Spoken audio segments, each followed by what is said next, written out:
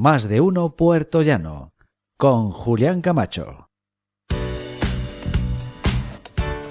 Pues aquí seguimos con todos ustedes, son las 13:41 y recibimos como cada vez a la teniente alcalde y concejal y portavoz del equipo de gobierno, doña Ana Carmona. Bienvenida, Ana. Muchísimas gracias. Hoy me place doblemente tenerte aquí porque es el Día de la Mujer, el Día Internacional de la Mujer. Efectivamente, hoy es un día importante para las mujeres, porque fíjese que hace unos años sería impensable, ¿no?, que yo pudiera estar aquí hablando con usted, ¿no? Era un espacio, el espacio de la política, que no estábamos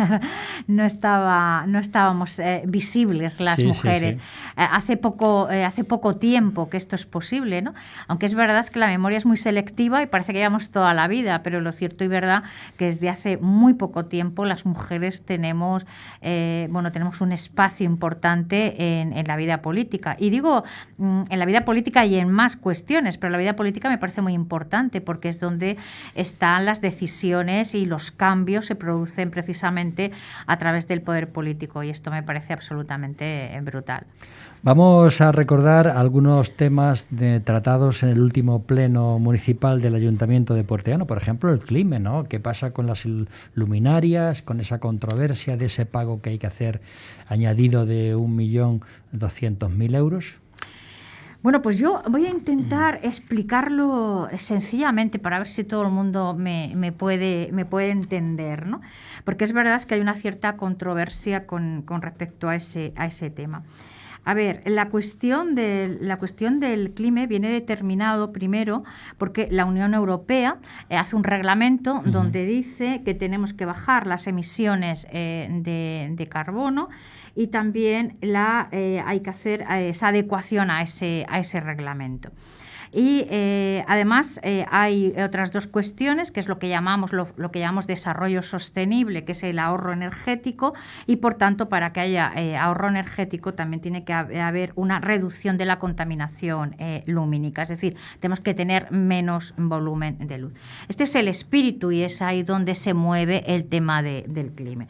Como usted sabe, pues se le adjudica, es un contrato que hacemos el Ayuntamiento hace a través de la Federación de Municipios de Castilla-La Mancha, se le adjudica a una empresa y la empresa al final pues viene a poner las luces. ¿Qué es lo que pasa? Que cuando se viene a poner las luces se detecta por parte de los vecinos, de las vecinas, de los grupos de la oposición, del equipo de gobierno, que en algunas calles hay una deficiencia lumínica, es decir, que no se ve lo suficiente. Seguramente... Sí, esa ha sido una queja de los ciudadanos bastante importante, ¿no? Se ve muy poco, ¿no? Exactamente. Claro, pues de ahí es de donde nace precisamente el hecho de que el equipo de gobierno se plantee que tenemos que hacer algo con ese tema, que hay un problema y que hay que solucionarlo.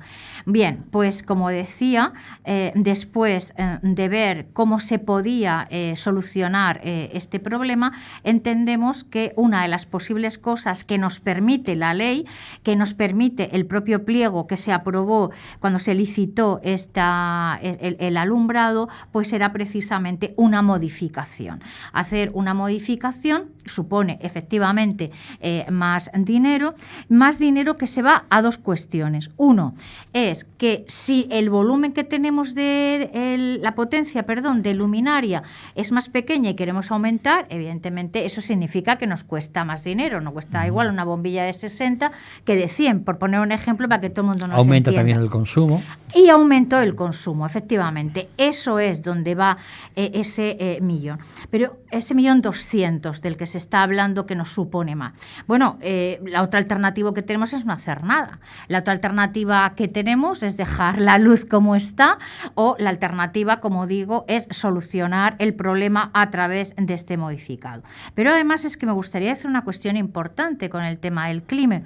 El tema del clima no solamente va al tema del alumbrado público, sino también engloban otras cuestiones. Cuando la gente habla de esos 18 millones de euros que tenemos que pagar en 10 años, lo que estamos hablando es que ahí va el alumbrado público, todo. El alumbrado público, lo voy a leer para no equivocarme, que es lo que es la energía, el consumo, la sustitución, la reparación y el mantenimiento. Pero además, en el tema del clima también va el alumbrado de los edificios municipales, de todos los edificios municipales. Pero es que además también en el clima va lo que es la calefacción en todos los edificios municipales, incluidos también en los colegios públicos de nuestra ciudad, donde también va el alumbrado en esos edificios públicos, en esos colegios, como le digo, que tenemos, si no mal recuerdo, creo que son 17 colegios públicos lo que tenemos en la ciudad. Es decir, que el clima engloba muchísimo más que el alumbrado público, que si se da cuenta de lo que le estoy diciendo es una parte pequeña de lo que supone. Claro, es evidente que es un poco demagógico, ¿no? Decir, bueno, es que nos gastamos una millonada. Bueno, es que esta millonada ya la estamos pagando, es decir, es que todos los meses el ayuntamiento pagaba la luz, la calefacción y pagaba todo esto que yo lo estoy diciendo. Y además, mira, le voy a dar un dato para que la gente entienda de lo que estamos hablando. Fíjese. En el año 20, el año pasado, pues pagábamos, en el ejercicio 2018 pagamos en el total de todos estos conceptos que yo le estoy diciendo, el alumbrado, la luz de edificios, la calefacción y tal, pagamos unos 2.700.000 euros aproximadamente, ¿no? Y ahora, con el proyecto CLIME, estábamos pagando 2.284.000. Yo creo que los números dicen también de lo que estamos hablando cuando hablamos del tema del CLIME. Nosotros, después de estudiar detenidamente qué es lo que podíamos hacer con un problema que teníamos a lo alto de la mesa, y es que era las luminarias en determinados sitios de la ciudad, pues no se veía bien, pues lo que hicimos, fue pedir informes técnicos. Los políticos, evidentemente, tomamos las decisiones en función de lo que nos dice el ordenamiento jurídico, claro, y de manera garantista con el tema de la ley. Y entonces eso es lo que hicimos, pedimos informes técnicos a personal técnico de la casa, del ayuntamiento, pero además para asegurarnos de que esa decisión era correcta con respecto a lo que estábamos diciendo legalmente, pedimos otros informes fuera, a una empresa de abogados, a una empresa de juristas y a un ingeniero industrial que nos diga qué es lo que estaba pasando con la luz en la ciudad. Y en función de eso, pues lo que hemos hecho es decir a la gente tranquilo, o decir a la ciudadanía tranquilos y tranquilas, que se va a solucionar el tema de la luz en nuestra ciudad, y además también con un ahorro para las arcas municipales. Mañana es el foro de inversión. Mañana día 9. Mañana, el día 9, hay un foro de inversión, efectivamente. Creo que la alcaldesa hace unos días lo comentó también con todos ustedes. Bueno, ¿por qué hacemos un foro de inversión? Bueno, pues porque usted sabe que tenemos, o que hay en Puertollano, hay bastante, o va a haber bastante inversión pública. Entonces, lo que queríamos era contar toda esa actuación que va a haber en empresa pública, y sobre todo contactar con empresas de la ciudad para decirles esto es lo que se va a ver, lo que se va a trabajar efectivamente en estos últimos años, y además queremos que lo sepáis de primera mano, y desde luego ayudarles, ir de la mano en el sentido de todo lo que pudiéramos tutelar para que se pudieran hacer con este tipo de obras. De tal manera que, fíjese, creo que ya te digo que lo hablaba la alcaldesa en un determinado momento, podemos estar hablando de 130 millones de euros, donde va el hospital, donde va la comisaría, donde van proyectos EDUSI, donde va el plan de la Diputación, es decir, mucho dinero que entendemos que hay empresas en Puertollano y en la comarca lo suficientemente importantes como para que puedan licitar licitar. Ahora, en fin, cualquier obra, el ayuntamiento no lo da a dedo, ¿no? Lo que hacemos es que se licita y en esas licitaciones pueden concurrir muchas empresas. Eso nos da pie al siguiente punto, la mesa permanente de contratación para todas las licitaciones. Efectivamente, hasta ahora lo que teníamos eran unas mesas específicas, es decir, cada pliego que se aprobaba había una mesa específica para ese pliego. Ahora entendemos que una de las cuestiones que nos puede hacer más ágil y más eficaz el trabajo es tener una mesa permanente. Permanente. Exactamente. Y esto es lo que vamos a hacer, tener una mesa permanente con un presidente, con unos vocales. Y bueno, en principio la novedad quizás más destacable es que, claro, pues que no va a rotar el presidente, que normalmente pues es un concejal o una concejala de la corporación, en este caso el equipo de gobierno. Habrá una persona del equipo de gobierno que estará en la mesa, y luego la novedad también estaría en que los grupos de la oposición iban rotando. Como entendíamos que la mesa podría ser mucho más eficaz y más ágil, como le decía, en este sentido, pues lo que hemos hecho es hablar con los partidos políticos y por un criterio objetivo, que no es más que el grupo más representado de la oposición el que estuviera en esa mesa permanente. No obstante, pueden invitar o invitamos a los grupos que consideren que pueden estar en alguna mesa, pues para que puedan estar en ella. Sí, eso sin duda alguna va a agilizar todo.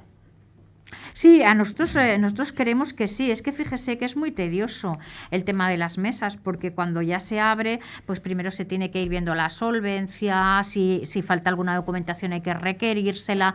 Entonces es muy tediosa muchas veces, no son fluidas muchas veces. Sí. Entonces creemos que una mesa permanente, donde un día fijo sabemos que va a haber mesas, se puede agilizar muchísimo más el trabajo. Aprovechando el día que es, doña Ana Carmona, yo quiero y te he pedido que nos leas un artículo que has publicado y que te vamos a decir que te esperes un momentito porque vamos a poner una musiquita que suena así.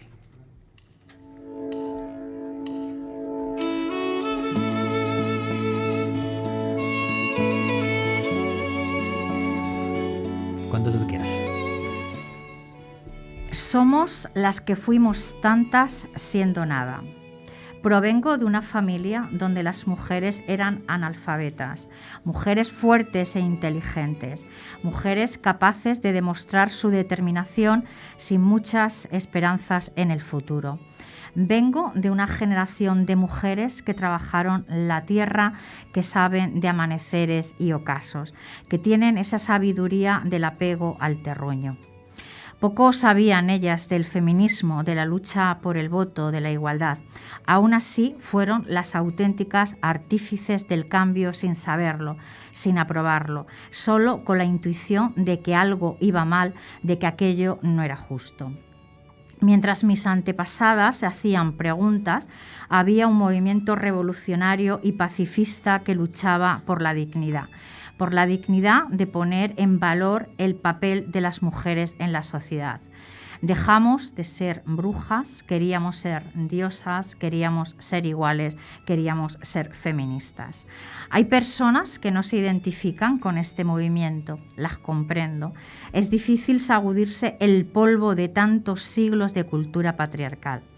Es complicado ver que durante años y años hemos sido seres invisibles, sin historia propia, sin relato.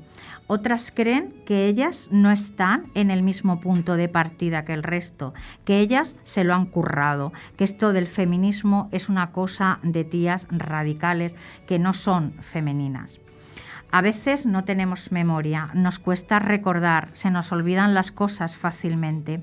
Todas las mujeres que somos libres ahora es porque una hermana nuestra nos brindó su lucha, nos abrió el camino, nos dio la oportunidad de reencontrarnos con nuestros derechos, de construir nuestra propia identidad. Ellas, las olvidadas, las relegadas, las invisibles, las que borró la historia. Me emociona la gente que no se queda pasiva frente a las injusticias, que lucha para que no existan, que crea teorías liberadoras y avanza. Ese es el despertar de las mujeres en la historia. he aprendido que debemos defendernos, defender nuestras vidas y proteger y empeñarnos en defender nuestro futuro, protegernos de las ideas simplistas, la distorsión del cinismo, la contaminación del corazón y de aquellos que creen que siempre tienen razón. Nuestra vida no tendría que ser una lucha constante por el simple hecho de ser mujer. No tendría que ser un camino lleno de obstáculos, lleno de zancadillas, lleno de piedras. Piedras que las mujeres utilizamos para construir nuestros propios muros, escalar sobre ellos y así poder ascender hacia la cima de la libertad y de la igualdad. Y para ello hemos de ir con ellos, con los hombres, de la mano. Sin igualdad no hay democracia y cada vez hay más y más hombres a nuestro lado, compartiendo nuestra lucha, nuestros anhelos. Queremos juntos construir un lugar de encuentro, de diálogo, un lugar donde vivir y convivir, ni más ni menos. Es por todo esto que el 8 de marzo adquiere un valor especial, fundamental y necesario. Especial por quienes, sin ser consciente de ellos, lo propulsaron. Fundamental para que el género femenino, desde la más pequeña a la más mayor, pueda caminar hacia un futuro con garantías de respeto e igualdad. Y necesario para reivindicar la mitad de la tierra, la mitad del cielo, la mitad del poder. Feliz Día de la Mujer.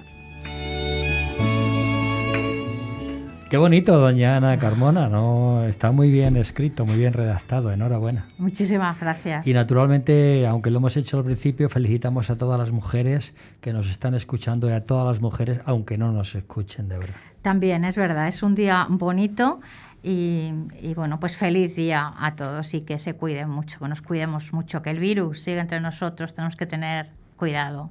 Pues muchísimas gracias por tu presencia un día más, doña Ana Carmona. Muchísimas gracias a ustedes, un placer.